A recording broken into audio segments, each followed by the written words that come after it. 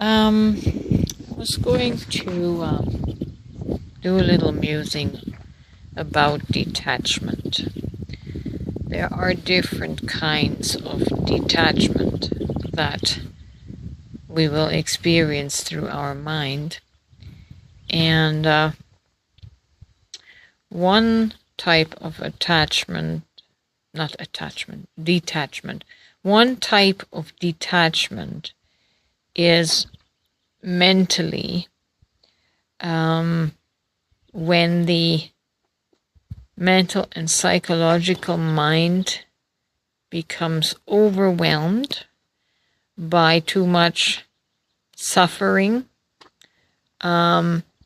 We kind of become catatonic, unfeeling, and we check out emotionally because the threshold, the tolerance level of how much suffering we can endure has been reached, and the mind will check out.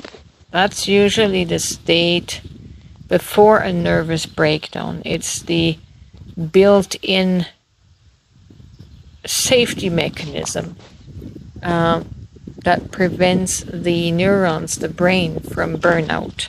It's like a breaker, like the breaker flipping in a breaker box. That's one means of attachment.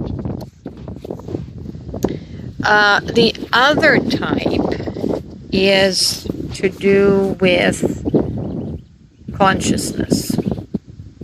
As a person heals through their dimensional trauma, heals their memories and experiences, the imprints, the body will generate, the energy centers will generate a higher frequency, which allows you to see the world through different dimensions. And in that state, as you climb the metaphorical Jacob's ladder, your awareness, your conscious awareness changes, and you become aware as you peel back the onion layers of your persona, your ego, and dissolve the layers. You are left with the realization that none of the layers, none of the stories that your persona told you are actually real. That's the video that I made about a final goodbye to Renee, when I said everything is ones and zeros. Now that's very abstract conscious awareness. That's pre this video game, right? To perceive things from the alpha point, the origin point, before we have formed identification with and around anything, before we identify with any stories.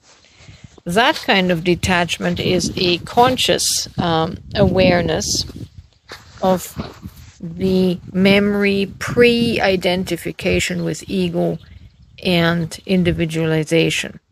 I call that the infinite self.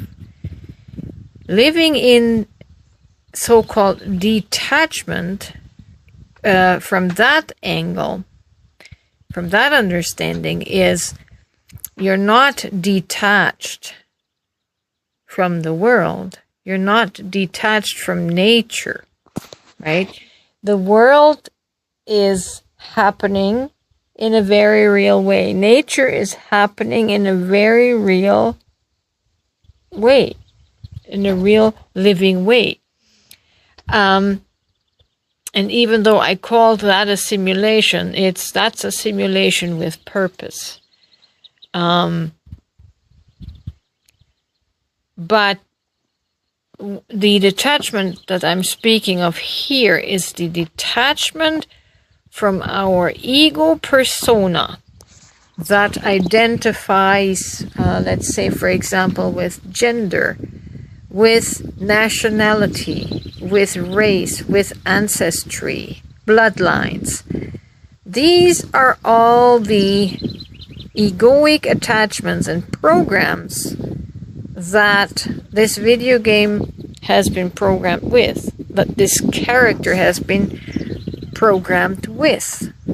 Like me, for example, in this video game, I have chosen to play the heritage of German ancestry. It's just a character, right? But to have the conscious awareness of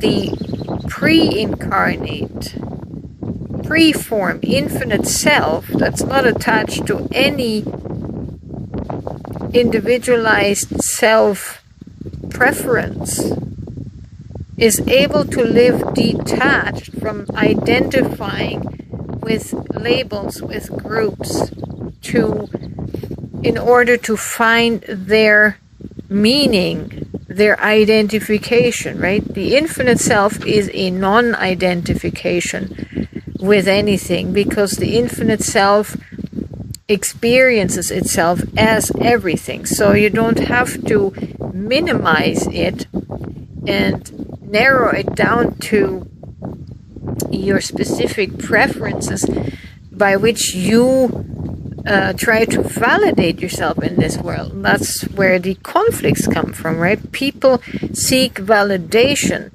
in their identification with things, stories, beliefs, gender, and these are the things that create conflict amongst each other. So if you can live in a non-attachment or detachment from this higher consciousness, this greater consciousness, you can alleviate a lot of suffering, right?